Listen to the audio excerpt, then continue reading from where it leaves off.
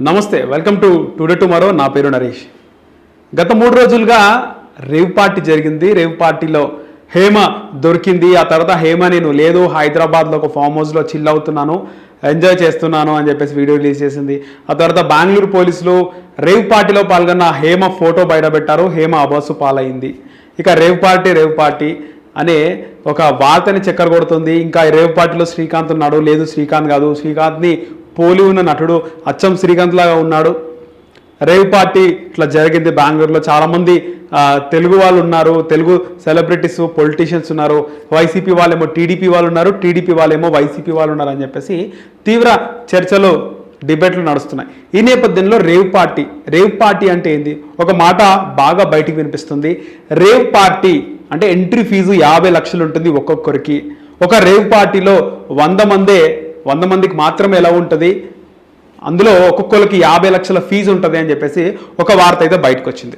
ఈ 50 లక్షలు నిజమా కాదా అనే చర్చ కూడా జరుగుతుంది. 50 లక్షలు నిజమే ఉండొచ్చు, రేవ్ పార్టీ కదా.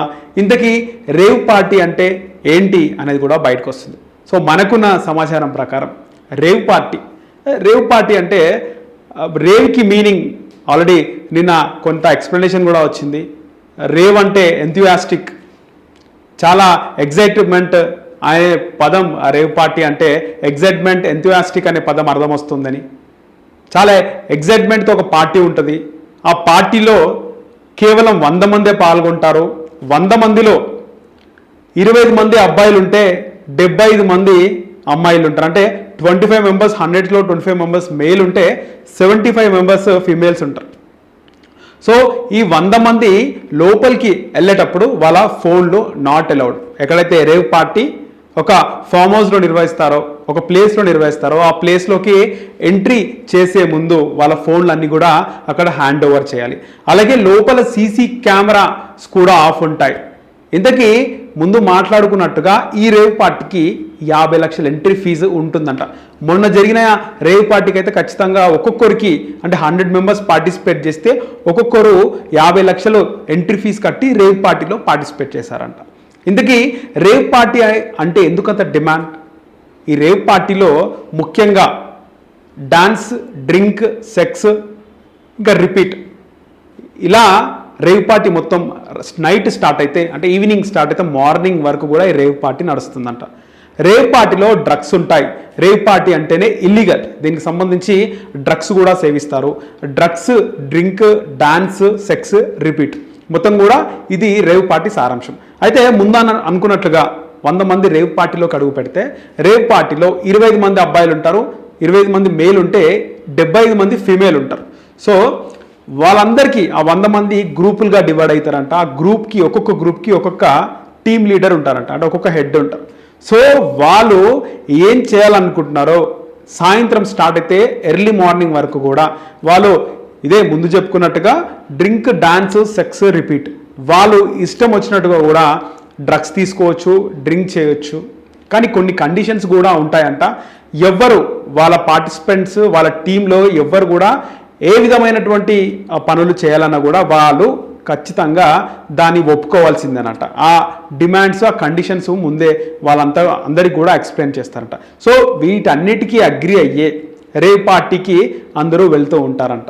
సో ఈ రేవ్ పార్టీలో ముఖ్యంగా చూసుకుంటే చాలా వరకు కూడా డైలీ లైఫ్లో, రొటీన్ లైఫ్లో వాళ్ళు ఒక అబ్బాయి అమ్మాయి కలిసి ఉండే విధానం అలా కాకుండా ఈ రేవ్ పార్టీలో వాళ్ళు నచ్చిన విధంగా ఎంజాయ్ చేయొచ్చు అంట. ఎగ్జాంపుల్, రకరకాల మాటలు మనకు వినిపిస్తాయి. సెక్స్లో త్రీసన్ చేస్తారు, లెస్బియన్స్ ఉంటారు. అలా దేనికి కూడా ఈ రేవ్ పార్టీలో నో చెప్పకూడదంట. సో అక్కడ అవతలి పార్ట్నర్ అడిగిన దానికి సాటిస్ఫై చేయాలంట. సో వాళ్ళు చెప్పే ప్రతి పని కూడా మార్నింగ్ వరకు కూడా చేయొచ్చు అంట. ఇదే సెక్స్, డాన్స్, డ్రింక్, రిపీట్. ఇక దీని తర్వాత ముఖ్యంగా రేవ్ పార్టీలో చాలామంది హస్బెండ్ వైఫ్స్తో కూడా వస్తారంట. చాలా వరకు హస్బెండ్స్ వైఫ్ని సాటిస్ఫై చేయలేరు. రేవ్ పార్టీలో కనుక పార్టిసిపేట్ చేస్తే వాళ్ళ వైఫ్ని వేరే వాళ్ళు సాటిస్ఫై చేయడం ఈ హస్బెండ్ చూస్తారంట. ఇలాంటివన్నీ కూడా రేవ్ పార్టీలో జరుగుతాయంట. అందుకే రేవ్ పార్టీ అంటే ఇల్లీగల్. ఎవరైనా రేవ్ పార్టీలో పార్టిసిపేట్ చేసినా నిర్వహించినా కూడా వాళ్ళు కఠినమైన శిక్షలు అయితే ఎదుర్కోవాల్సిందే. సో ఈ రేవ్ పార్టీలో హేమ పార్టిసిపేట్ చేసింది అనేది అయితే అర్థమవుతుంది. ఎందుకంటే ఆమె రేవ్ పార్టీలో పార్టిసిపేట్ చేసినప్పుడు బెంగళూరు పోలీసులు అయితే ఒక ఫోటోని రిలీజ్ చేశారు. సో బెంగళూరు పోలీసులు అంటే వాళ్ళు అసత్య ప్రచారాలు చేయరని మనకు తెలుసు. అక్కడ హేమ పార్టిసిపేట్ చేసినప్పుడు సేమ్ డ్రెస్ బయటకు వచ్చినప్పుడు చెప్పినప్పుడు కూడా అదే డ్రెస్తో హేమ ఉంది. లోపల పింక్ కలర్ ఇన్నర్తో అయితే హేమ కనబడింది. తర్వాత హేమ నేను లేదు, హైదరాబాద్లో చిల్ అవుతున్నాను, ఎంజాయ్ చేస్తున్నాను అని చెప్పింది.